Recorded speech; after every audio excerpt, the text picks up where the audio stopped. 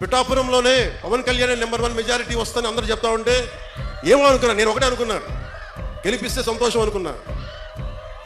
So మీరు 70,000 vote పైచులకు ఇచ్చారు.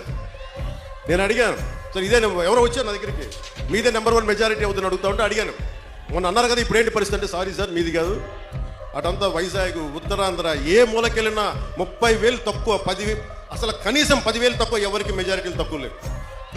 అది కనిష్టం. ఒక్కొక్కరికి 90,000 98,000 ఏదో ఒక ఎంపీ ఎలక్షన్ లాగా వేశారు.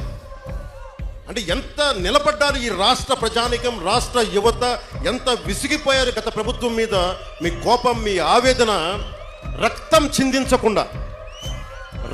చిందించకుండా ప్రజాస్వామ్య విధానాల ద్వారా ఒక విప్లవాన్ని తీసుకొచ్చారు. ఒక అరాచక ప్రభుత్వాన్ని కింద కూలదోసి మీరు మట్టిలో కలిపేశారు.